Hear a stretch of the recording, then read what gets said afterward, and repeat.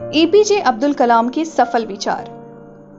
APJ Abdul Kalam हमारे देश के एक ऐसे महान व्यक्ति थे जिनकी महान उपलब्धियों और विज्ञान के क्षेत्र में असीम योगदान के कारण ही अब्दुल कलाम को मिसाइल मैन भी कहा जाता है। 2020 तक विकसित भारत का सपना देखने वाले अब्दुल कलाम का व्यक्तित्व धर्म जाति से ऊपर था, जिसके कारण अब्दुल कलाम हर धर्म हर जाति के लोगों के बीच खासे लोकप्रिय थे। उनके इसी महान व्यक्तित्व के कारण अब्दुल कलाम आज हम सभी भारतीयों के लिए जीवन का एक आदर्श है, जो हम सभी को अब्दुल कलाम के जीवन से प्रेरणा लेकर उनके द्वारा दिखाए गए रास्तों से हमें हमेशा आगे बढ़ने की प्रेरणा देता है। मानवता के प्रति प्रेम। हमें सभी जीवों, चाहे वह इंसान हो या पशु पक्षी, सबके प्रति दया या भाव रखना चाहिए। इसी की मिसाल पेश करते हैं जब अब्दुल कलाम के जीवन की यह घटना दिखाती है कि किस प्रकार अब्दुल कलाम जीवों के प्रति भी अत्यधिक दयालु थे। बात उन दिनों की है जब अब्दुल कलाम डीआरडीओ में कार्यरत थे। तब वहां के बिल्डिंग की सुरक्षा के लिए टूटे कांच के टुकड़े लगाने का सुझाव दिया गया, जिस बात की खबर अब्दुल कलाम को भी पता चला।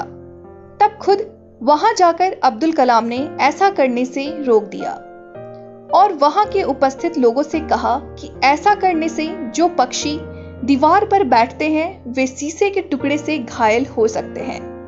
और इस प्रकार अब्दुल कलाम ने पक्षियों के जीवन के रक्षा के लिए शीशे के टुकड़े नहीं लगाने दिए। इस घटना से पता चलता है कि अब्दुल कलाम मानवता के प्रति कितने दयालु थे। जीवन में कभी भी हार ना मानना। वो कहा जाता है ना कि मन के हारे हार है, मन के जीते जीत। अब्दुल कलाम बचपन से पायलट बनना चाहते थे और जिसके लिए उन्होंने देहरादून एयरफोर्स अकादमी में फॉर्म भी भर दिया, लेकिन परीक्षा में कम अंक आने के उनका चयन नहीं हुआ।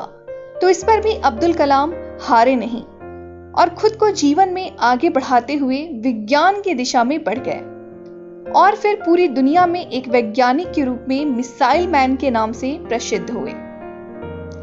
अब्दुल कलाम के जीवन के इस घटना से पता चलता है कि क्या हुआ जब हम एक जगह फेल हो रहे हैं तो हमें उसकी चिंता छोड़कर दूसरी जगह लग जाना चाहिए।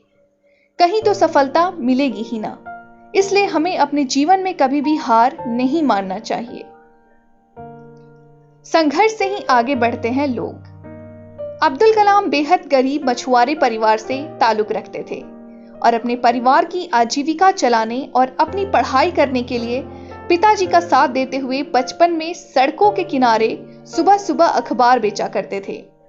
भले ही इनके पिताजी ज्यादा पढ़े लिखे नहीं थे, लेकिन कलाम को हमेशा यही शिक्षा देते थे कि यदि जीवन में आगे बढ़ना है तो संघर्ष का साथ कभी नहीं छोड़ना। जितना अधिक संघर्ष करोगे उतना अधिक सफलता भी मिलेगी। और इसी संघर्ष के बल पर एक गरीब मछुआरे से देश के राष्ट्रपति के रूप में अपना जीवन सफर किया, जो कि संघर्ष द्वारा मिली सफलता की एक मिसाल है। एक समान आदर की भावना। अब्दुल कलाम अपने जीवन में खुद को कभी बड़ा व्यक्ति नहीं मानते थे। वे अपने को सबके बराबर एक समान समझते थे। जब उन्हें वाराणसी में आईटीआई के दीक्षांत समारोह में बुलाया गया तो उन्होंने देखा कि स्टेज में 5 कुर्सियां लगी हुई हैं, जिनमें बीच वाली कुर्सी बड़ी और उन सबसे ऊंची भी थी, जिस पर उन्हें बैठने को कहा गया।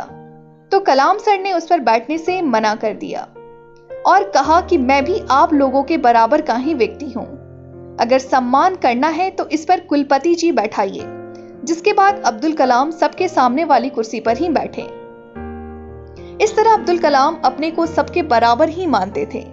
यही नहीं, अपनी इसी समानता के भाव के चलते अब्दुल कलाम कुरान और गीता दोनों का अध्ययन करते थे।